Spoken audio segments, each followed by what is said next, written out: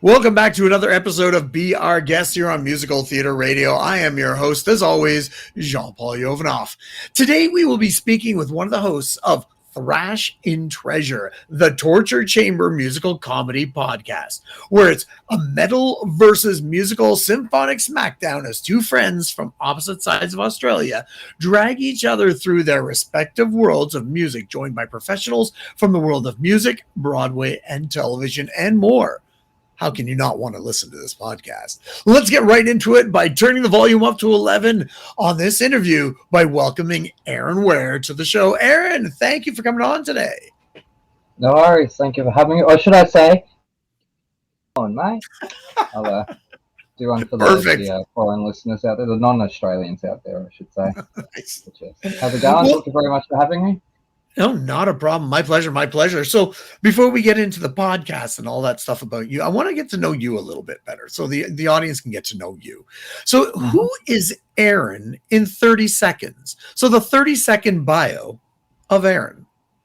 Mate, I don't even know who Aaron is in 36 years.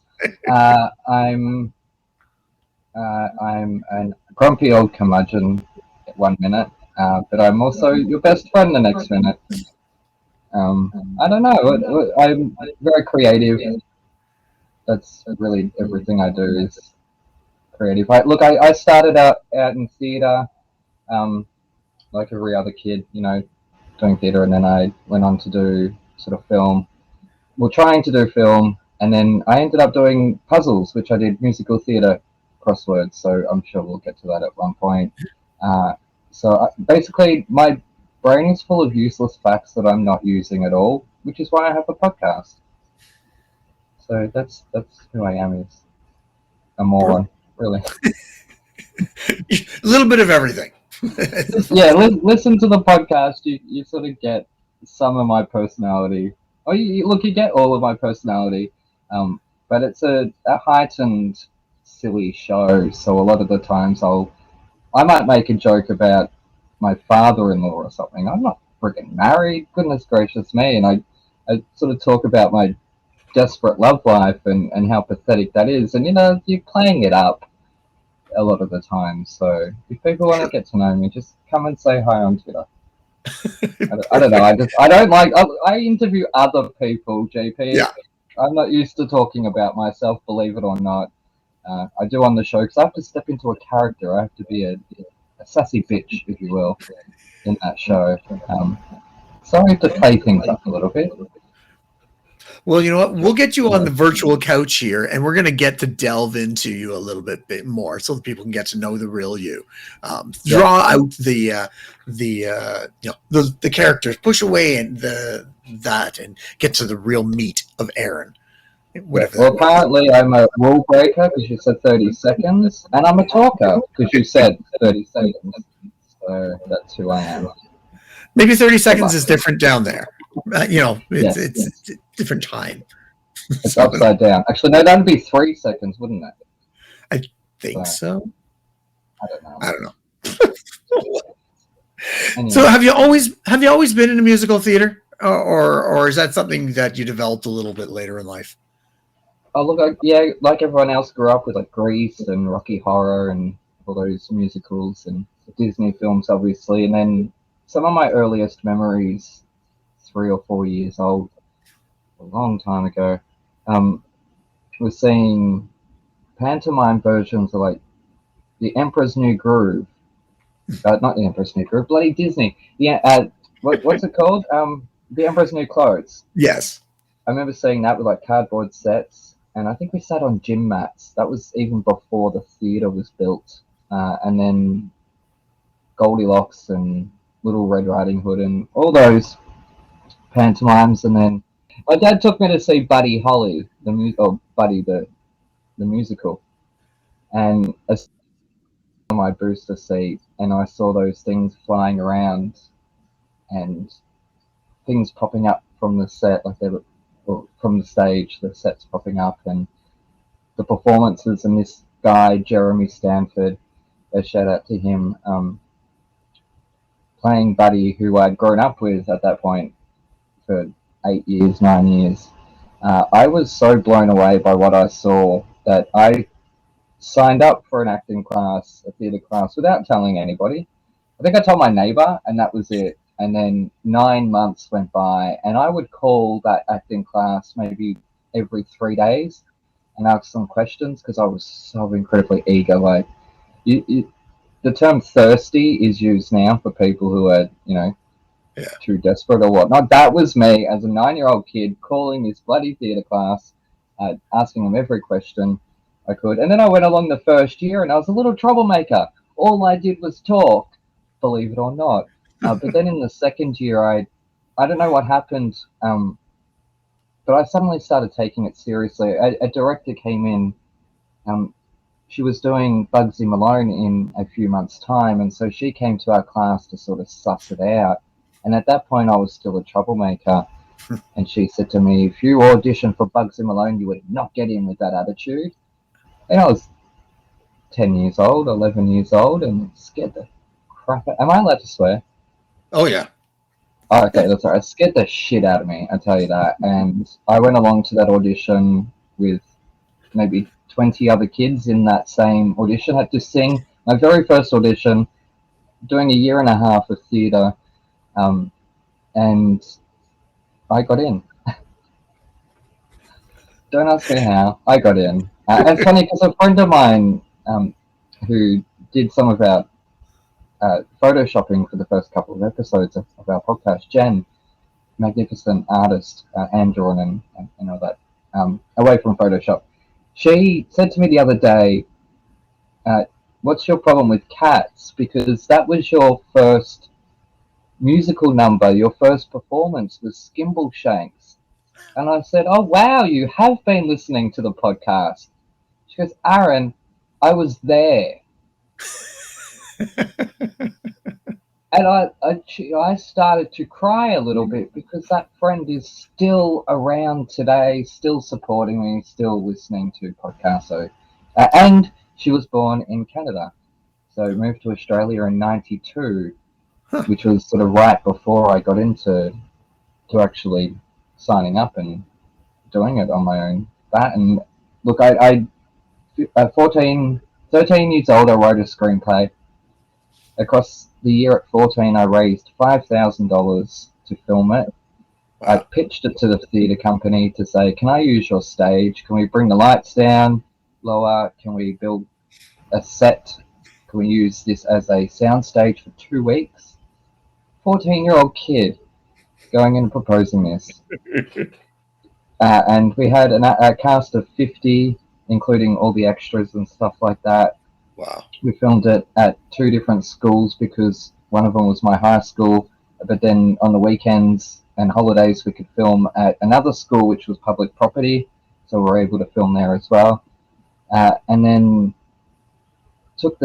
once we had filmed it over those 2 days. Now I to the theatre company, I fucked up their stage by painting the sets on the stage. Big no to everyone out there. Remember, I was a child. And there was no adult supervision. We were meant to have a producer, but she got jailed. Don't ask about that. It's a whole other story. No wonder I became a punk the next year after this. Drinking at a pub at 16 years old. Or even at 15 years old we started. And I got my first tattoo at 15. So you can see where the change happened after this. Anyways, point was we took all the tapes because we shot it on video because this was year 2000, so there was no iPhones, I had a Super 8 camera and I wasn't filming on that. I'm not a complete moron. So we filmed it on video, and we sort of had a session one day. All the teachers from any actor that was at that school got to come and take a few hours off, and we sat down and we watched what we had filmed. And then we took a break for lunch and we came back in and the videos had been taken. Oh, wow. And I have not seen them since. Oh, no. So that was my first film, which was an hour and a half, 2-hour script. It was not a short film. I didn't just jump into it.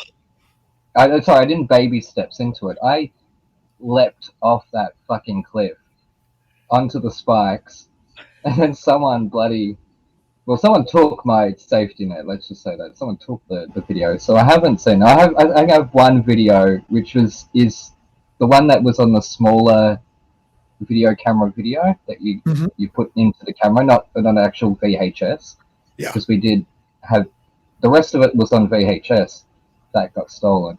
So I have one small tape that I can't ever watch.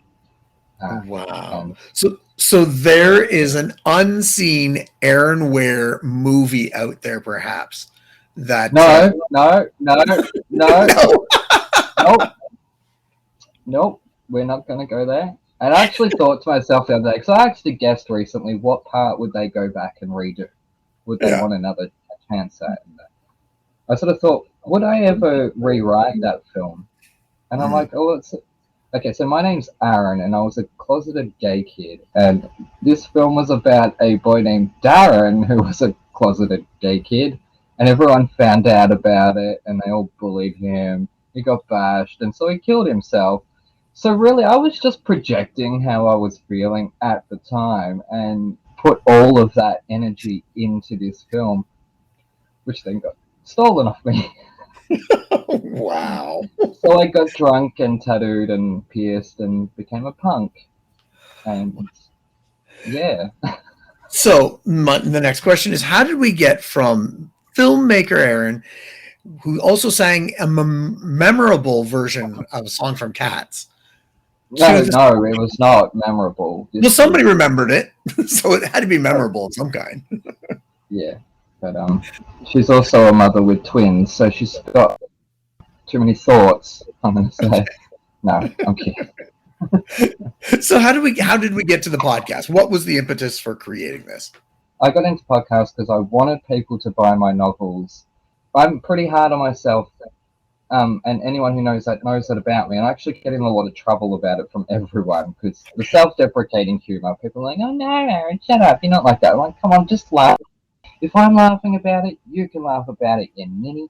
Anyways, look, I'm proud of these novels. I'm really, really proud of them. They are funny. They are touching. They are sweet. They are dark. They are scary. They are exciting. They are original. But selling these to all you people out in this world, 7.5 billion people out there, when we've got the Marvel Universe and we've got Disney sequels every 5 bloody minutes, and we've got Star Wars sequels and the Disney overlords in our faces every 5 minutes. I am wearing a Disney t-shirt right now. I am one of their minions, but it sucks because the Tonaston Tales is a bloody good series, and I wish people would read it because it's going to make you think, it's going to challenge you, it's going to excite you, it's going to hopefully make you cry. Because when I wrote those last words, I tell you what, that was 14 years of my life gone. It was like a parent whose child just gone off to college or left home or something like that. Um, it was like, oh, what do I do now with my life? So I started a podcast to try to sell those bloody things. So that's my pitch. Please buy my novels. I poured my heart into them. If you love animals, there will be things that will upset you because it's a horror, but otherwise you'll love them. If the TonastonTales.com. There's the plug. Yeah. So not only that, but I've got a lot of theatre knowledge that I did crosswords for 6 years for a magazine that didn't pay me, and I'm Australian, so you can kind of put two and two together what magazine that is. So don't buy them. Um, and that was a lot of work. They were big crosswords. They were 100+ words, Wow. clues in them. They were done by hand. You can see a video online of me compiling a Harry Potter, 100% Harry Potter crossword by hand. And I sit there, I write every word in, and when I make a mistake, I could get 20 words in, and I had to rub it all out and start Yeah. all over again because I had come to a problem. Now, you can type in Harry Potter crossword, and you will see a lot of anemic crosswords that are just black squares, and there'll be like maybe 8 clues. No, these were full on, intense. I put a lot of effort. I started, my first film was 14, 15 that I did myself, feature film. So clearly I go full throttle at everything I do creatively. So I did that for 6 years. And yeah, so I turned to my former co-host who had to quit because of work, because a day job, which, artists, that's probably what we should all be having, especially at the moment with COVID. Um, I sort of just said to him, why have we never done a podcast together? Because we've got a good rapport, and he's smart, and he's a journalist, and I'm creative. And so yeah, we did, and at Steamrolled, I sort of had a few people on Twitter that I could ask early on, like Jonathan X from episode 10 and episode 30. I recommend those two episodes. He is one of my favorite people in this world. He's a magnificent man. It's Tim and Jane Caro, who is a leading Australian feminist and social commentator, and she has a medal from the Queen. Jonathan has like 18 Emmy Awards and recently just directed the Oscars pre-show and the nominations. They're the first two people I asked. And it was sort of like, it was easy to get them because I'd already interviewed them both before for the puzzle stuff I had been doing. And they were all for it. But then I asked Alison Fraser, because she was following a Twitter account that I had been using for something else, but I changed it to a podcast account. But just messaged her out of the blue, and I said, look, we're doing this metal versus musicals podcast. Would you be interested in coming on for an interview to join in the fun? And I didn't expect her to say, I love Rammstein. That was her response. It wasn't, yes. It wasn't, I'll have to think about it. It was Rammstein. And I tell you what, I was immediately so excited because I knew right away that not only is she a fabulous lady, but being a metalhead, she will be all in for what we're doing. Plus, being theatre, that she's going to have a vulgar sense of humour, because we all do in the theatre industry. Or they all do. I'm not necessarily in the theatre industry. I talk about it and opine about it, and yeah, and then just steamrolled, really. Nice. And we've just had some amazing guests on that have. We've been really, really lucky because we've had some true legends of musical theatre on, but they're not. They know that they're not coming on to bring their ego, to bring their talk about themselves, and this is why they're not doing what I'm doing right now and just sitting boring someone about themselves. They are joining in the fun. Yeah. Andrew Lipper, when he came in, I nearly cried with joy afterwards because his review of the Metal album is a thing of beauty. It was crazy and over the top and wonderful plus insightful, because he's Andrew freaking Lipper, that's why. And we couldn't believe at the time, like, why would a composer come on our show knowing that we're going to be reviewing their music in front of them? And anyone could say, well, that's completely arrogant. And I had to push it with Andrew. I had to, with his assistant, Matt, I had to say to him, look, I completely understand that it feels weird you're coming on, like, please praise my album or please rip it to shit. But that's the point. Like, if Gareth, who was my co-host at the time, he was nervous already. Like, there's no guarantee that he's going to like it, but he's going to take the job seriously. Just like Evan, his younger brother, and the new co-host.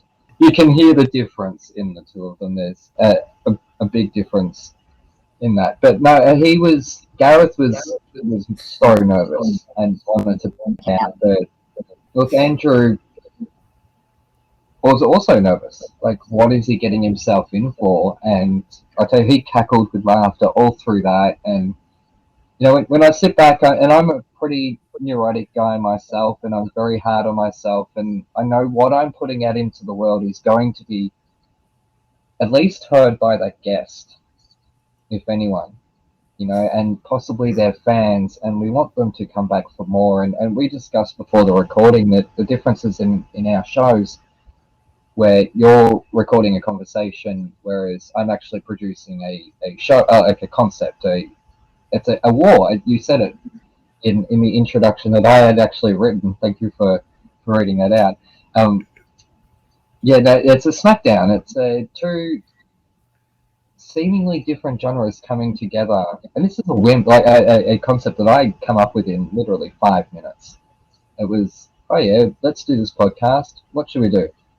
And this was the idea that, and like our last guest was David Zippel, who has 2 bloody Oscar nominations. Who are these people, JP, that are coming on my show? I'm in Melbourne, Australia, stuck in lockdown. I can't even go to a theatre, let alone see the shows that everyone's doing. And yet everyone's embraced the concept, and it's remarkable. We've got 4 episodes recorded now with 4 guests, and just absolutely remarkable what people bring to it. It really is. But you asked me why I got into podcasts, and that's why, to create something that I want to listen to. I wrote my books to read something that I want to read. I wrote the film that I've written, every film that I've written, all 30 something screenplays, every play that I've written. I haven't even brought up that my monologues and plays are in something like 1,200 classrooms around the world, being used by drama teachers in the classroom. That's an awesome thing. But everything I put out into the world is things that I would want to watch, I would want to see, which I know sounds selfish and all that, but I have a varying tastes in things. Like, I love the Saw movies as much as I love Les Miserables. 2 very, very different, ultimately very depressing material, but you know what I mean? Like, I run the gamut. The most music I listen to is Michael Giacchino, who is a music composer. And my ultimate #1 dream guest, please come on my show one day. I'm putting that out in the universe. It's Michael Giacchino. That's what I want. How does it work for the podcast? Do you listen to different songs? Do you listen to entire albums of musicals and of metal music? My listeners probably might not have heard. So yes, okay. So the concept is I'm the general, or the captain of Team Musical, and my co-host Evan. Shout out to Evan. He's a lot smarter than me. He talks a lot less. He would have been a much smarter option to sell our show than me. He is the captain of Team Metal, and we swap over an album every week. He's under the impression it's meant to be like a good album that he likes. Necessarily the case. If you listen back to episode 13, that was a dumpster fire, but I actually find that episode hilarious because neither of us were a fan of the albums that we swapped over, but we didn't know that we weren't a fan. Gareth wasn't meant to be there for that episode anyway, so he was throwing a grenade which stuck to his hand anyways, and it blew up in his face. And how can you not love an episode that pans out like that? That's just gold. I cry with laughter when I listen back to it, even though I'm like laughing at my own jokes, which is kind of really arrogant. But okay, yeah. So we swap over an album and we do a deep dive into it. Well, Evan does a deep dive and story and backstory and stuff like that, whereas I listen to it maybe 20 times on repeat over the course of a week or something like that. Like, I completely immerse myself in that music, and I find all the world's worst puns that I can based on everything, the song titles, the band name, the music, anything like that.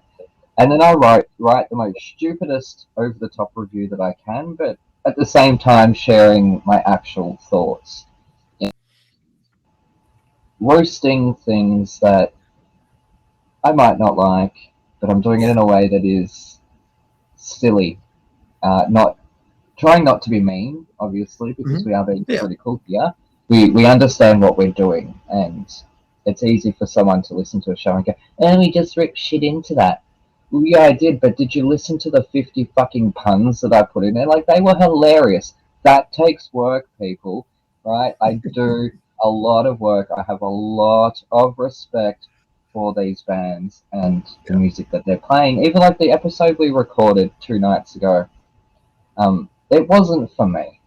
It wasn't for me. It was rah, rah, rah, rah, rah, rah, rah, rah, rah, rah. Yeah. I can't understand that. I know I go from watching the Saw movies to listening to classical music or whatnot, or Les Mis or Phantom, or they're probably the two tourist musicals. I could have said much better examples there. A little night music, let's say that. That makes me look more legit as a theatre podcaster.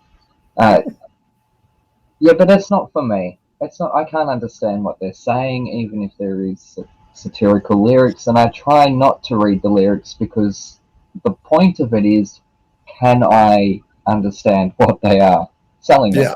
The same with Evan is, it's brought up a lot that it's a problem if there's no pro shot or he's unable to go to a theatre and see a show. But I beg to differ because at least 60% of the appeal of a musical, at least 60% is the music. Is the music good? Can you sit there for 2 hours and listen to this music? So that's the angle that I personally would be approaching it on. But he sort of approaches it from different angles, and that's awesome and all. Yeah. So I disagree, though, is what I'm saying. I disagree that you can't glean what a musical is like based on an album. You most certainly can. You might not get the full story, but isn't that just like a trailer where you're not necessarily getting the full story? You might get the start, middle, and the end, but there is a little bit of meat in between that you're not getting, so you go along for that experience. But look, he's doing really, really well. I'm very, very proud of how he's doing because he's not an artist. Like, he is. He's an artist. He's an artisan. He's a builder, and he can build a fucking computer with his bare hands with nothing. Like, he is MacGyver. No joke. And like sitting behind him is an arcade machine which he built himself. So every guest we have on, he tries to have a game on that arcade game that relates to that guest, just like I have a t-shirt on that relates to that guest, even if I have a shirt on then they can't see that t-shirt. But he's doing really, really well, and I was so incredibly proud when we had David Zippel on. You don't know it when you listen to this episode, which is the episode that's currently on now, episode 42. You don't know that my internet dropped for 10 minutes. I then left my room, went out into the lounge room, had a mental breakdown. I took a deep breath in. I came back, I sat down, the internet was up again, and I jumped straight back into that like nothing was wrong. And it was only Evan's 10th episode. Wow. So to leave him alone with a Broadway Hollywood legend, the lyricist of oh my goodness, like I was 11 when that came out. I think that turned me gay, those abs and that music.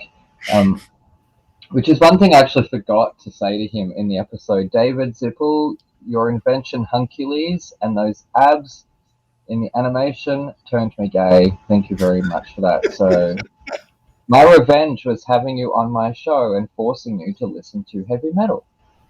And it's like, we know that people are coming on, they might be a little bit older, so listening to death metal is not going to be their thing. Yep. Yeah. But you never know. You never know. And these two worlds are so incredibly the same. Same, but different. They really are. They overlap each other. They're both theatrical and over the top. And camp. Oh my god, camp is tits. Like, you wouldn't believe that the metal that we've had on, like, they made cod pieces. This band Man Hour or something, like, And I was given that because you're gonna like this because you're gay. Oh, shut up, you homophobe! Goodness gracious me! What? You think I'm gonna like it just because they're in cod pieces? Goodness gracious me! No, no. Oh This is wow. a torture chamber, and I'm in lockdown, and I can't go anywhere where people are wearing cod pieces at the moment. Thank you very much, Gareth. Anyways, So when your yes. when your guests come Sorry. on, do they know the shows or the songs they're going to hear, or are they Oh just yeah, hearing? they have been listening to the Oh, albums. okay. Yeah, we've had so many of them will listen to it while they're working out because the metal, the dong dong dong dong dong dong dong, the constant Yeah. is really good for the treadmill or the exercise bike. Patty Murin was bopping along in her car while she's running errands to a Norwegian glam metal band, which are actually pretty good. No one had heard of them, and their name TNT is our initials. So that was sort of a perfect episode. And then she just tweeted out the other day, to my surprise, that she's currently in Australia. Oh, And the geez. funny thing was, she had like responded to a joke tweet of mine. Like it wasn't even. I don't even think I said something serious. And she responded back to it. And I'm like, oh, take this opportunity now to get you on my show. And now she's in Australia. They get into it. They really do. We ask them first up if they're a metal guest or a musical guest, if they have a preference. Hmm. So if they do have a band or an album that they like, or a genre or a subgenre that they like, uh, so we get them involved, and that's why we're so incredibly lucky with the involvement that we've had with them because we're kind of saying to them, now go and do homework. Yeah. Now go take your time, your private time. I shouldn't be saying this because they're going to start asking me to pay them. Not going to be paying you guys. I love you all, but if I pay the future guests, then what about Yeah. the past guests? I'm working on zero budget here, people.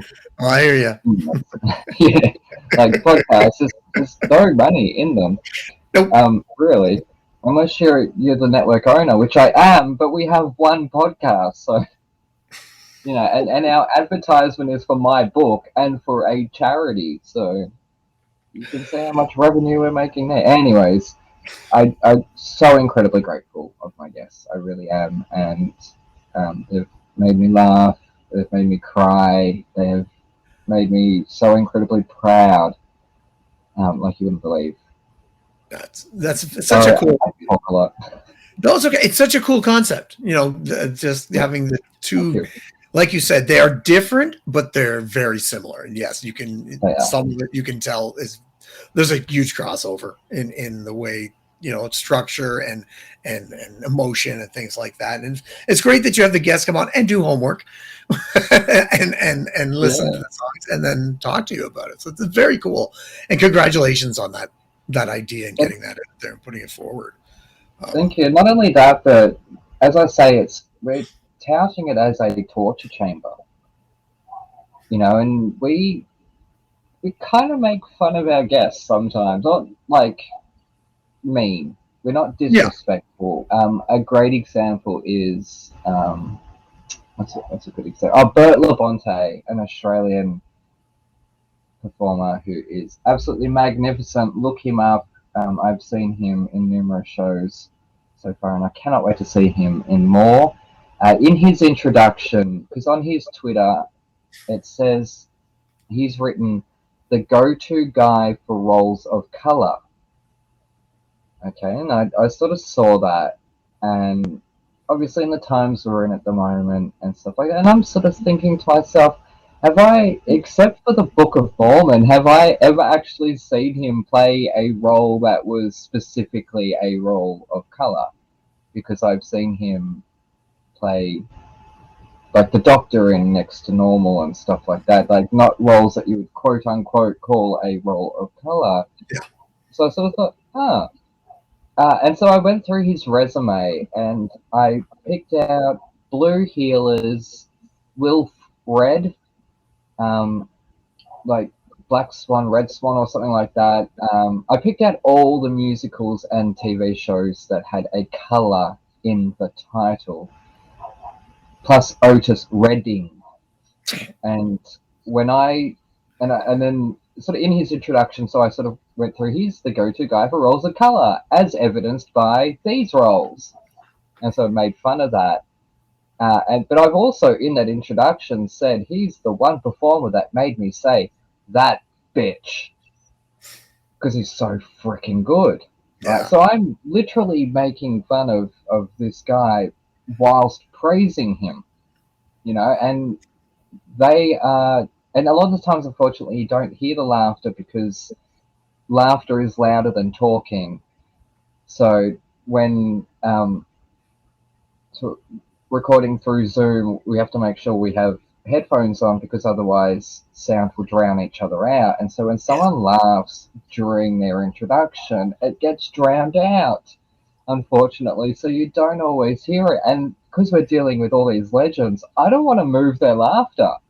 I will move Evan's. I will make myself look funnier to Evan, but I will not make a guest sound like they are laughing at me when they didn't, because I don't want to get sued. Yeah. Friendly laughter, but I know what Americans are like. We do it all the time. Just very legal happy or whatever it is. But anyway, so what was the point of that? The introduction. Yeah, we make fun of them, and like Michael Cerverus, who I so much praised for, and I sort of said, I'm so excited my hair might fall out. So I like made a ball joke in front of the guy, but in all reverence, all love, and I let them know beforehand that it's tongue in cheek, it's sassy, it's filled with puns, but it's all written. It's not just, I'm not just sitting there making fun of someone. I'm not just going to be like, oh, good on you, David Zippel, you wrote another Cinderella, because I don't care about that myself. More the better. But I did ask him, like, how many people have said to you, oh, geez, another Cinderella? So I brought that up in that way. Yeah. Look, as I say, we're incredibly lucky. That's a fantastic time, it is. So. That is great. Well, Aaron, how do people find out, where to find the podcast, the book, the crossword puzzle, anything that you have? Well, let people know how they can learn more about you and your works. Just listen to the sound of my voice and follow it, apparently. God, it doesn't stop. I apologize to everyone. I've been in lockdown for 2 months. And we've had one recording in the past 3 weeks, so you can imagine how much contact I've had with everyone apart from my family. Oh, wow. So I'm a little bit like, I've just been making roller coasters the past few days just to go around and around in circles, because that's a metaphor for my life. Okay, so we're on all the podcast apps with the podcast, and that's Thrash N Treasure, just an N, not an and, or an and symbol. It's Thrash N Treasure, as in trash and treasure. The Tonaston Tales you can pick up on the TonastonTales.com. They're an ebook. The first one's $1.23, and the second one is $4.56, and the third one is $7.89. Because I have OCD with numbers and patterns, and I like to do little things to give myself shits and giggles. So I made the pricing literally 1, 2, 3, 4, 5, 6, 7, 8, 9. Right. But when you read the books, you will notice, like, the 3 books. In the first book, the chapter titles are 1 word. In the second book, the chapter titles are 2 words. In the third book, they're 3 words. And there are Easter eggs strewn throughout. There are callbacks. There are all sorts of things. I put in 14 years of developing in this. But when I say that, it was 14 years of making sure it wasn't out here, like, convoluted and didn't make sense. I had all these ideas and all that, and I spent 14 years chipping that down to create what I feel is probably the best thing I've ever created. And I was once in Buffy. I didn't even mention that. I was in the Buffy comic. My Buffy crossword got printed. Like, I worked with Dark Horse Comics for 6 months to do that. Didn't get paid. They're a bloody $1 million company. Yeah. Anyways, kids out there, if you're listening to this, make sure you just get paid. Don't make the mistakes that I've made. You demand your fee straight away. You know your worth, because otherwise you get to my point, and you could have been paid for 20 years of work that you didn't get paid for. Anyways, books are on there. The Puzzle Hub, I don't update anymore. It's been a long time because puzzles hurt my. They're really good to make. Because as I say, I did them by hand, but you can find them all online. But now, look, we've got Blooming Theatricals Patreon, which has got all our monologues, scripts, textbooks, board games. I've made 8 board games that you can print off yourself. I've made a do-it-yourself theatre play set, which you can print off, stick to cardboard, build it as a set. And there's like 200 pieces, like set pieces and lights and costumes and characters and stuff like that, and color them all in how you want them all to be, because I just did it in MS Paint, so it's easy to just click the color change on that. Yes, I've done a hell of a lot in my career that has just never really broken. Like, I can have legends on my show. Like, my puzzles got me into Dark Horse Comics, JP. That's so cool. Joss Whedon wrote that issue. It was the season finale of Buffy season 8, which was the official continuation. And on the back of my page, I don't know if there's a copy near me, like on the back of it is a letter from Joss. I know he's a pariah at the moment. I know you're all growling and groaning like, oh, bloody Joss. I get it, okay? He's a pariah. That was 10 years ago. Let me be proud of my achievement then, please. Because it was on the 10th anniversary that he got taken down.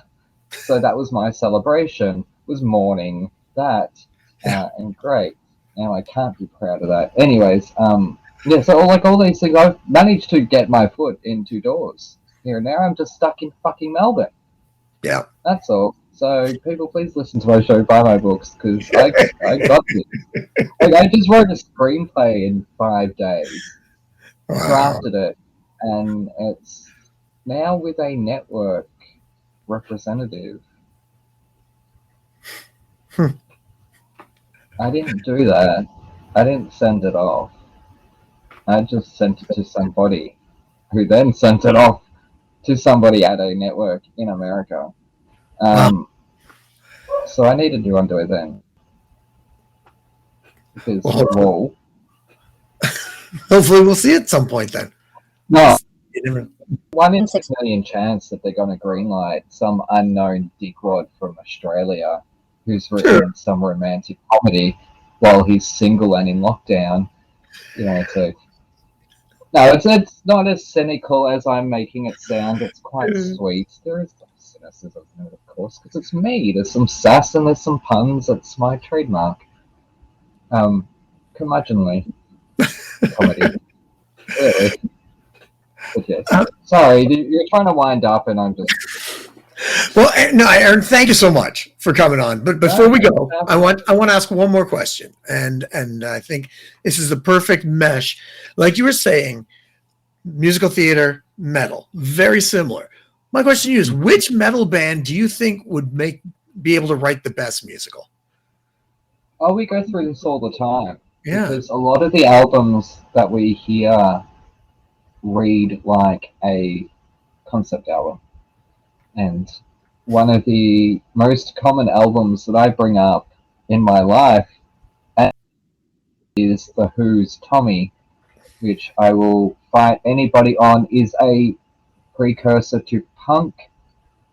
If you don't believe me, I will see you in the parking lot and we will fight it out. The Who are proto-punk. So you can hear the influence of The Who and Pink Floyd's The Wall and Sgt. Pepper in so many albums. I would say Faith No More. They had an album that I really enjoyed. I gave it 4 4 or 5 stars. Yeah, I'd like Yeah. to see that. I really would. But I would have not necessarily this American Idiot nonsense of putting the concept album on the stage, Yeah. or a previous album that, because American Idiot was written, or was a bullet for a Bible, or one of them was written as a concept album Yes. originally, as a rock opera. Yeah. So I can understand why that was put on the stage. I don't need Rock of Ages, which obviously not a rock opera or a concept album, but I don't need that nonsense. I would like, kind of like how Trent Reznor from Nine Inch Nails composes film music.